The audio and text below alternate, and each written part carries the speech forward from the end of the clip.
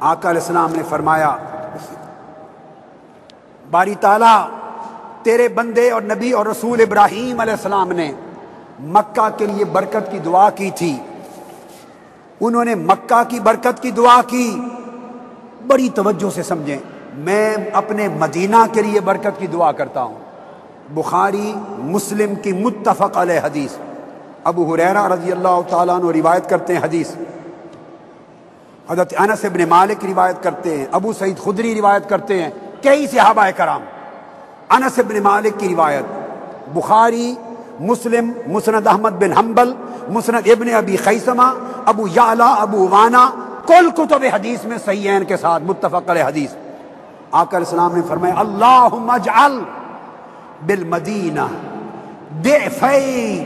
ما بمکہ من البرکہ، اے اللہ میرے مدینہ کو تو نے مکہ کو بھی برکت دی، میرے مدینہ کو بھی دی، دعا کی موری تعالیٰ میرے مدینہ کی برکت مکہ کی برکت سے 2 گنا زیادہ کر دے۔ اب یہ میں تو نہیں فیصلہ سنا رہا، بخاری مسلم کی حدیث آقا عرض کر رہے ہیں باری تعالیٰ میرے مدینہ میں برکت مکہ کی برکت سے 2 گنا زیادہ کر دے۔ یہ محبت کا راستہ دکھا رہے ہیں صحابہ کو۔ پھر ابو ہریرہ رضی اللہ تعالیٰ عنہ روایت کرتے ہیں، اسی طرح صحیح مسلم، صحیح ستہ، بخاری، ترمذی، آقا علیہ السلام نے فرمایا باری تعالیٰ انی ادعوک للمدینہ بمثل ما دعاک بہ لمکہ ومثلہ معہ او مثلہ معہ۔ عرض کیا باری تعالیٰ تیرے رسول ابراہیم نے مکہ کے لیے برکت کی دعا کی، میں مدینہ کے لیے برکت کی دعا کرتا ہوں، جتنی برکت تو نے مکہ کو دی اتنی ہی برکت مدینہ کو دے، ومثلہ معہ، اور اس سے 2 گنا اور برکت مدینہ میں اضافہ کر دے، مدینہ کی برکت بڑھا دے۔ پھر میرے آقا نے دعا کی، ابو ہریرہ روایت کرتے ہیں رضی اللہ تعالیٰ عنہ، اللہم بارک لنا فی سائنا ومدنا وقلیلنا وکثیرنا واجعل مع البرکۃ برکتین، واجعل مع البرکۃ برکتین۔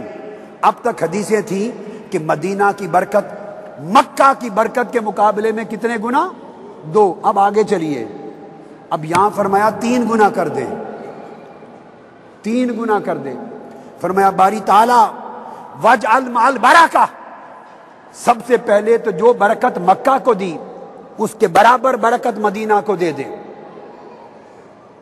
اور پھر واجعل مع البرکۃ برکتین، ایک برکت کے ساتھ پھر 2 گنا برکتیں اور اضافہ کر دے، ایک برکت کے ساتھ 2 گنا برکتیں اور عطا کر دے، تو میرے مدینہ کی برکت 3 گنا کر دے، مدینہ کی برکت 3 گنا کر دے۔ اور پھر تیسرا نکتہ، آقا علیہ السلام نے مدینہ کو مرکز محبت بنایا، اور میری پوری گفتگو کا خلاصہ یہ تھا کہ ایمان محبت میں ہے،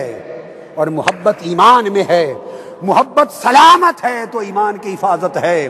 اگر محبت سلامت نہیں تاجدار کائنات سے تو ایمان کسی کا کچھ نہیں بچتا۔